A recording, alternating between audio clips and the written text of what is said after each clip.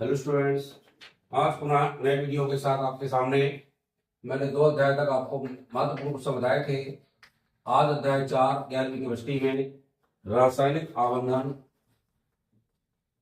पाठ का नाम है रासायनिक आबंधन एवं आणविक संरचना।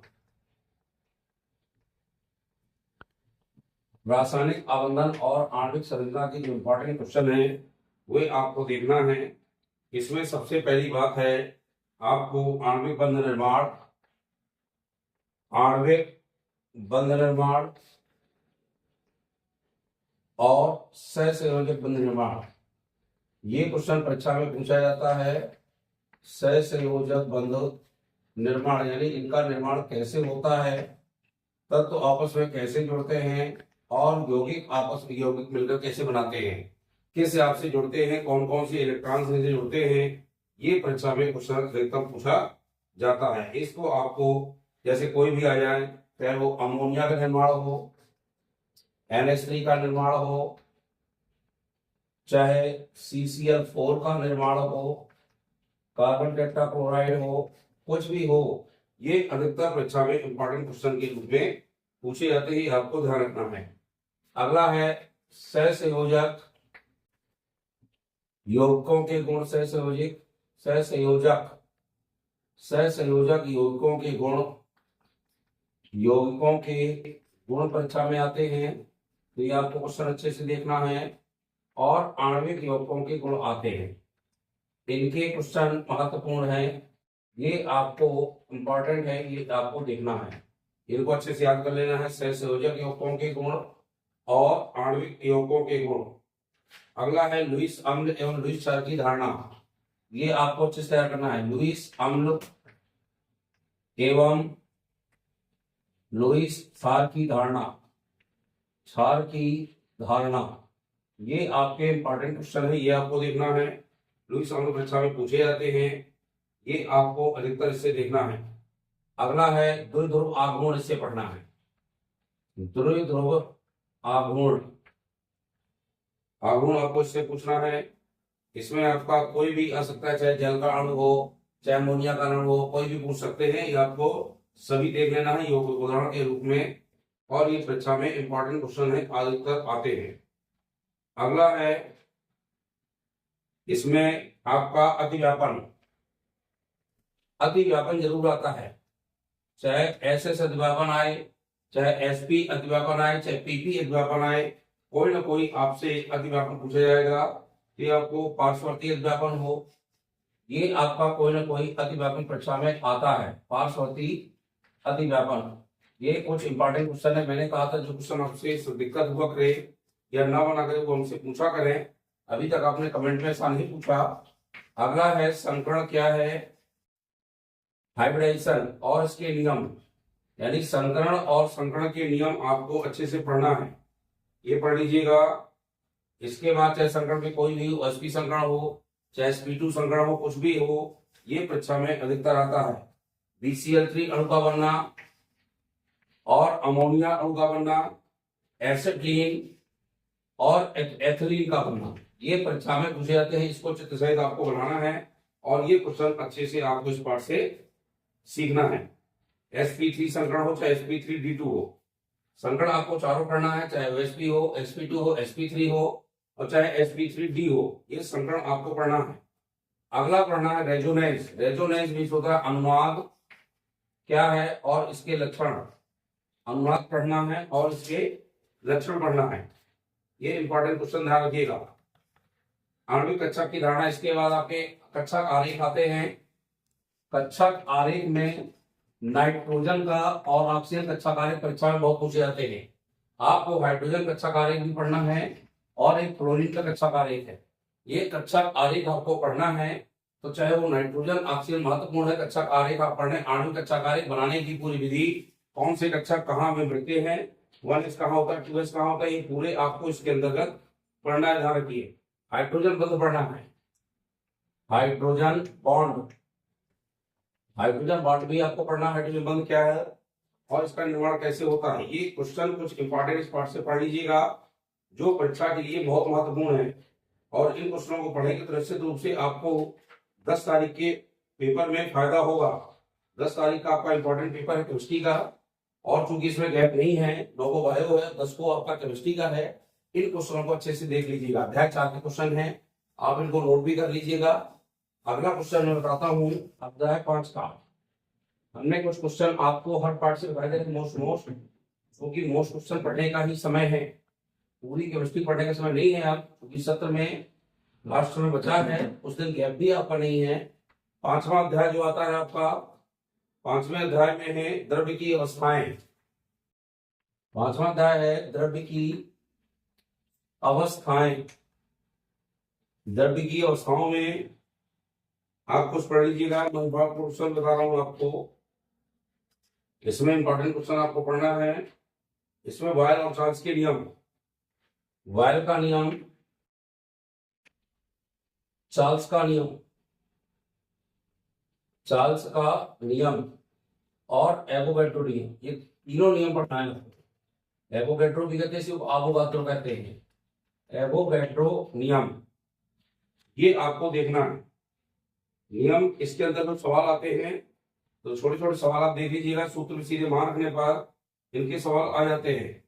गैस समीकरण की व्युत्पत्ति, ये इंपॉर्टेंट क्वेश्चन है। गैस समीकरण की व्युत्पत्ति, तो इनके क्वेश्चन भी आप थोड़ा अच्छे से देख लीजिएगा। व्युत्पत्ति और इसके अनुप्रयोग, गैस समीकरण की व्युत्पत्ति और इसके अनुप्रयोग आपको देखना है, ये देख लीजिएगा। और इससे जो इंपॉर्टेंट क्वेश्चन बता दूं मैं आपको, वास्तविक गैस और आदर्श गैस में अंतर ये पढ़ लेना है। वास्तविक गैस और आदर्श गैस में डिफरेंस, यानी दोनों में अंतर क्या है। तो 4 अंतर से आप याद करें, 4 अंतर याद कर लेंगे तो ये आपके लिए पर्याप्त होंगे। इसलिए इन क्वेश्चनों को अच्छे से देखें। जितने क्वेश्चन बताता हूं, इन क्वेश्चनों को देखते आएंगे तो निश्चित रूप से आपका ये अध्याय कंप्लीट हो जाएगा। एक यहीं पर नियम बोल गया है, गैल-लुसाक का नियम। गैल-लुसाक का नियम ये पहले अध्याय में भी आप पढ़ चुके हैं। ये नियम आप देख लेंगे तो इन नियमों के आधार पर ये क्वेश्चन आपसे बनेंगे। एवोगाड्रो संख्या, एवोगाड्रो नियम बताया था, एक आता है एवोगाड्रो या एवोगाड्रो संख्या। तो संख्या भी आपको 0 2 3 होता है, तो ये क्वेश्चन भी आपको अच्छे से पढ़ना है। गैस अवस्था समीकरण एक पढ़ना है, डाल्टन का आंशिक दाब का नियम, डाल्टन का आंशिक दाब का नियम, ये भी क्वेश्चन आप अच्छे से देखें। इन क्वेश्चन को देखें तो निश्चित रूप से आपसे यह अध्याय कंप्लीट बन जाएगा। द्रव्य की अवस्था छोटा अध्याय होता है, कुछ महत्वपूर्ण क्वेश्चन नहीं है आपके इस पाठ में। इन क्वेश्चनों को देख लें अच्छे से तो निश्चित रूप से अध्याय आपसे बनेगा। अब आता है अध्याय 6। मैं 6 तक क्या क्वेश्चन बता रहा हूं, इसके बाद फिर आपको बताऊंगा मैं, क्योंकि इतने कंप्लीट हो जाए आपके। अध्याय 6 केमिस्ट्री का आपका पाठ है रासायनिक ऊष्मागतिकी। पाठ का नाम है रासायनिक ऊष्मागतिकी। इनके आप नोट कर लें कागज में, आप कॉपी में नोट कर लें और इन क्वेश्चनों को ही देखें। परीक्षा के समय निश्चित रूप से भी क्वेश्चन देखेंगे तो क्वेश्चन आपसे बनेंगे। इसमें कार्बन के छोटे छोटे को आ जाते हैं, कभी कभी मात्रक वगैरह, तो पढ़ लें अच्छे से। इसमें पढ़ना है आपको बम कैलोरीमीटर, चित्र सहित वर्णन इसका। बम कैलोरीमीटर चित्र भी सीख गए और इसका पूरा वर्णन बम कैलोरीमीटर का, ये आपको देखना है।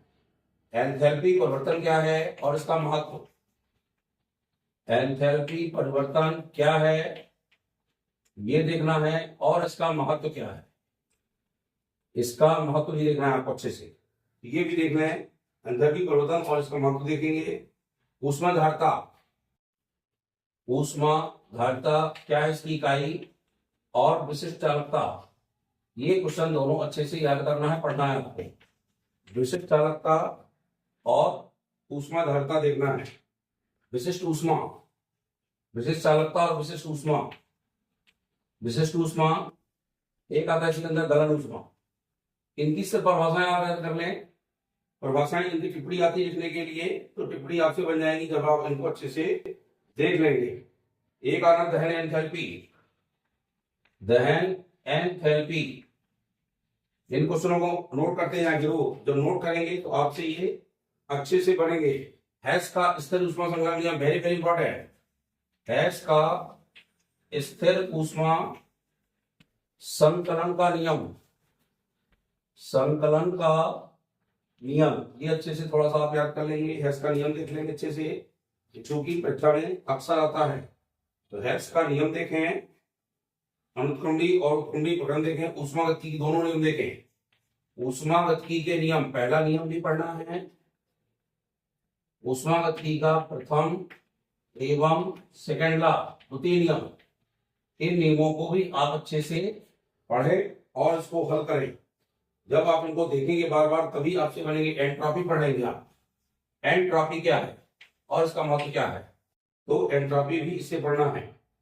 अगला वेरी मोस्ट है जो गिब्स हेल्महोल्ट्ज नियम, इसका व्यंजक पढ़ना है। गिब्स हेल्महोल्ट्ज का नियम यानी इसका पूरा व्यंजक सिद्ध होता है, ये आपको इंपॉर्टेंट है, आपको इसको देखेंगे। ऊष्मागतिकी के पहला दूसरा ही पढ़िए नियम, तीसरा नियम कम आता है। इन क्वेश्चनों को बहुत अच्छे से देखें। मुक्त ऊर्जा, गिब्ज ऊर्जा, गिब्ज एवं मुक्त ऊर्जा, इन पर भी टिप्पणी आती है मुक्त ऊर्जा पर, ये भी आपसे अच्छे से बनना चाहिए। जब इनको बहुत अच्छे से देखेंगे तो आपसे ये बनेंगे। यादृच्छिकता, यादृच्छिकता, इसको भी, इसकी टिप्पणी भी थोड़ा सा पढ़ लें। 4-6 लाइन टिप्पणी है, इनको जब देख लेंगे अच्छे से तो ये आपसे बन जाएंगे। अभी मैंने कुछ सवाल इसके नहीं बताए हैं, कुछ सवाल बाद बताऊंगा जो परीक्षा में पूछे जाते हैं। इतने क्वेश्चन आपको अभी तैयार करेंगे। एक और इससे देख लेंगे, ऊर्ध्वाधर एंथैल्पी, ऊर्ध्वाधर एंथैल्पी, इनको थोड़ी अच्छे से देख लेंगे। ये क्वेश्चन आपके 4, 5, 6 में महत्वपूर्ण है। चौथे, 5वें, 6वें में पहला, दूसरा, तीसरा बता गए हैं। आपको तीनों अध्याय बता चुके थे, उनमें आपको महत्वपूर्ण क्वेश्चन बताए थे, सवाल भी बताए थे। और आज मैंने आपको तीसरा, चौथा, 5वां, 6वां अध्याय बताया है। चौथा, 5वां, 6वां, इनके आप क्वेश्चन नोट कर लें और इन क्वेश्चनों को बहुत अच्छे से देखें। अगले दिन मैं आपको पुनः अगले अध्याय बताऊंगा, उनमें महत्वपूर्ण क्वेश्चन बताऊंगा। उन क्वेश्चनों की तैयारी करते जाए। लेकिन मैं बता चुका हूं, इन क्वेश्चनों में कहीं पर कोई समस्या हो तो आप मुझसे जरूर पूछें, क्योंकि इतनी सारी दृष्टि आपको एक साथ परीक्षा में नहीं बता सकते। इसलिए इंपॉर्टेंट क्वेश्चन बताएंगे तो आपको फायदा होगा। और वीडियो आपको अच्छा लगे तो उसको लाइक शेयर करिएगा और इसको सब्सक्राइब करें और उन क्वेश्चनों को नोट करके जरूर देखें। बहुत बहुत धन्यवाद।